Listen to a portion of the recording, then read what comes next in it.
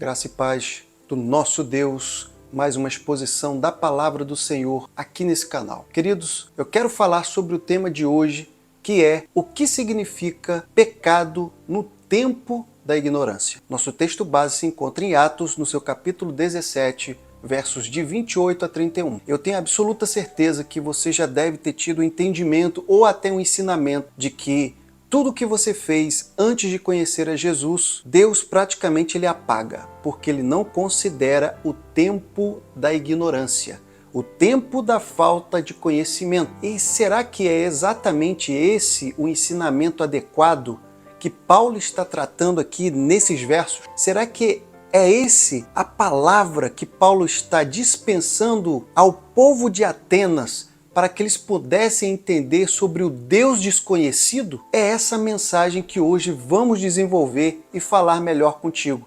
Mas antes de mais nada, eu gostaria de falar contigo que ama a palavra do Senhor. Você que gosta das Escrituras Sagradas. Queridos, se inscreva. Precisamos cada vez crescer nessa comunidade do YouTube para que a gente possa levar a palavra do Senhor e evangelizar famílias e lares. Conto com a sua ajuda, com a sua inscrição e também com compartilhamento. Que a paz do Senhor continue conosco. Vamos falar da palavra de Deus. Queridos, eu preciso falar que esses versículos dos quais eu estou falando em Atos 17, ele é importante porque foi um discurso de Paulo no Areópago, no centro intelectual de Atenas. Ou seja, naquele local onde Paulo estava era um local de pensadores, onde eles enfatizavam a natureza transcendente e o papel ativo de Deus na vida de todas as pessoas. Inclusive, queridos, para os gregos, eles adoravam entidades e divindades pagãs. Veja que não foi fácil para que Paulo pudesse inserir a palavra de Deus no meio dessas pessoas. Por isso que é importante nós entendermos o que Paulo está querendo dizer naquela palavra no qual iremos mencionar com muita ênfase. Mas para que isso acontecesse, queridos, ele vai começar apontando, ele vai começar discursando e explicando para a dependência humana em relação a Deus. Porque nele vivemos e nos movemos e existimos. O que isso quer dizer, queridos? Isso ressalta que a própria existência e a ação humana estão enraizadas na vontade de Deus. Nós vivemos, nos movemos e existimos. É por meio de uma só coisa. Mesmo que para alguns poetas gregos eles já tivessem tido essa percepção, mas Paulo precisava dar essa entonação inicial de que a existência humana depende de Deus. Queridos, Paulo vai direcionar sua mensagem também para uma questão central da idolatria, algo bastante disseminado na cultura grega, onde imagens, ídolos, deuses eram adorados, até com objetivos divinos. Então, queridos, era muito importante que a mensagem de Paulo passasse por certos assuntos para que o entendimento dos atenienses fossem ali refinados. E veja que ele vai ali esclarecer que Deus não pode ser reduzido a materiais como ouro, prata ou pedra, ou até representações humanas. Tudo isso vai ser dito por quê? Porque não podem capturar a verdadeira natureza e grandiosidade do Eterno. E isso ele teria que deixar muito explícito para aqueles que estavam ouvindo a sua voz, ouvindo a sua mensagem. Até porque, vale ressaltar aqui, eram idólatras, eram pessoas que eles davam muito valor à intelectualidade e ele estava exatamente no centro disso aí. Queridos, dando continuidade, mais uma parte central da mensagem de Paulo nesse momento é exatamente falar sobre a chamada ao arrependimento. Como ele poderia falar isso? Paulo declara que Deus, na sua paciência e graça, tolerou os tempos da ignorância, mas agora revela a todos a necessidade de se arrependerem nos seus caminhos errados. Ou seja, queridos, vamos agora, eu queria que agora você parasse tudo o que você está fazendo. Eu queria que você agora se prendesse para ouvir a minha voz e a palavra do Senhor. Porque quando Paulo chega nesse momento para falar com os atenienses, ele vai exatamente falar que houve sim há uma paciência e graça de Deus, porque há o tempo que existe da falta de conhecimento do Senhor. Mas nesse momento não quer dizer que Deus passa uma borracha e diz, não aconteceu pecado lá atrás. Nunca quis dizer que quando Deus ele não leva em consideração o tempo da ignorância, não quer dizer em nenhum momento que Deus vai apagar os pecados. E da mente de Deus isso nunca existiu. Ou ele vai pegar no seu livro e vai apagar tudo que aconteceu lá atrás. Tudo que aconteceu lá atrás, ele vai continuar. Mas Paulo ele faz essa chamada ao arrependimento. Por que ele faz isso, querido? Porque ele está agora enfatizando, ele está agora notificando todos aqueles que estavam ali, de que agora eles tinham conhecimento, que agora Deus estava chamando a eles a terem o discernimento. E a partir do momento que você tem o conhecimento, a partir do momento que você não é mais inocente, você tem que tomar uma posição. Você tem que entender que lá atrás você não conhecia Deus e Deus tolerou isso. Deus teve paciência e graça para que ele não viesse a dar o juízo à sua vida. Mas, a partir do momento em que você conhece o caminho da verdade, a coisa muda de status. Então, eu gostaria de falar alguns versículos que demonstrassem essa verdade, para que a gente não ficasse só em nossas palavras e somente na exposição expositiva da palavra de Deus. Eu gostaria que você entendesse o que Paulo está falando e que outros também falaram de formas diferentes. Veja o que vai dizer aqui em 1 João, no seu capítulo 1, versos 1 e 9, que diz: se afirmarmos que estamos sem pecado, enganamos a nós mesmos e a verdade não está em nós.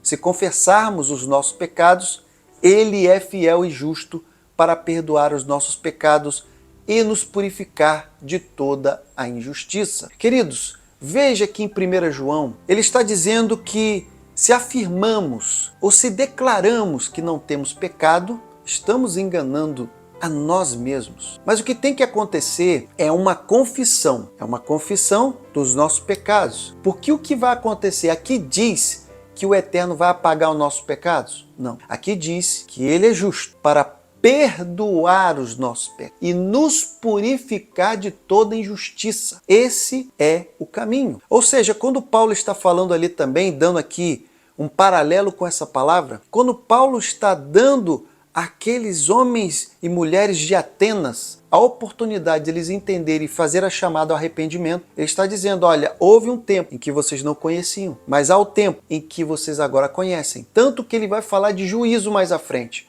Eu vou finalizar com essa palavra, mas veja mais versículos que podem embasar o que estou dizendo. Em Romanos, no seu capítulo 3, verso 23, diz: pois todos pecaram e estão destituídos da glória de Deus. Queridos, a palavra, como eu sempre digo, ela sempre nos dá a direção e nos explica exatamente o que precisamos saber. Se a palavra ela explica, ela afirma, praticamente ela nos dá o norte de que todos, sem exceção, pecaram e separados estão da glória de Deus.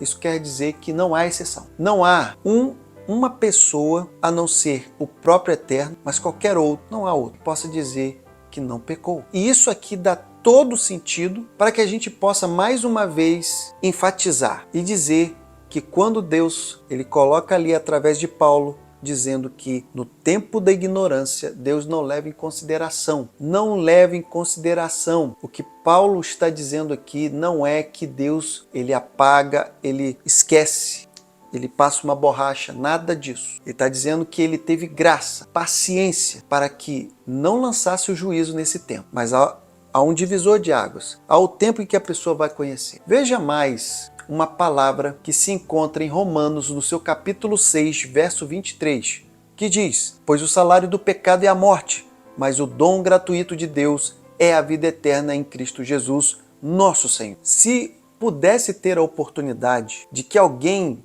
pudesse dizer que uma vez que conheceu a Cristo, sua vida teve seus pecados apagados lá atrás, quer dizer que a pessoa a partir dali, ela está zero.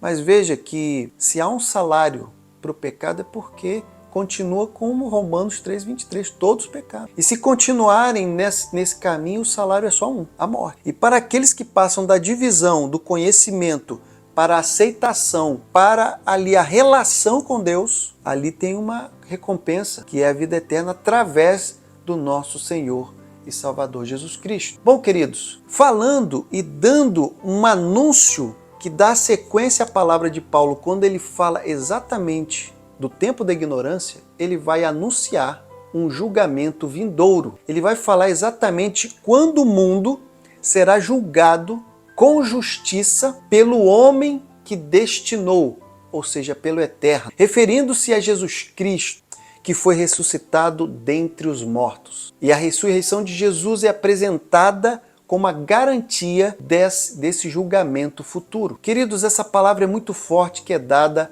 a todos aqueles que estavam naquele local. Tanto que esses versículos ressoam, eles dão uma entonação de um convite à adoração a Deus, ao Deus verdadeiro, e o afastamento à idolatria e, com isso, a aceitação, a mensagem de arrependimento e salvação por meio da ressurreição de Jesus Cristo, que é o fundamento da fé cristã. Então, queridos, aqueles que estavam ali, de repente, interessados em ouvir sobre o Deus desconhecido, eles tinham que entender que nada acontece sobre nós humanos que não seja da vontade de Deus, porque nós existimos, nos movemos e temos o destino através de Deus. Mas também nós temos que saber que a idolatria humana, porque Deus, ele não vai estar no ouro, não vai estar na prata, não vai estar em certas figuras humanas. Isso não vai existir. E nós temos que entender que há uma régua de tempo onde Deus ele tem a paciência e a graça de olhar e não lançar o julgamento sobre aquele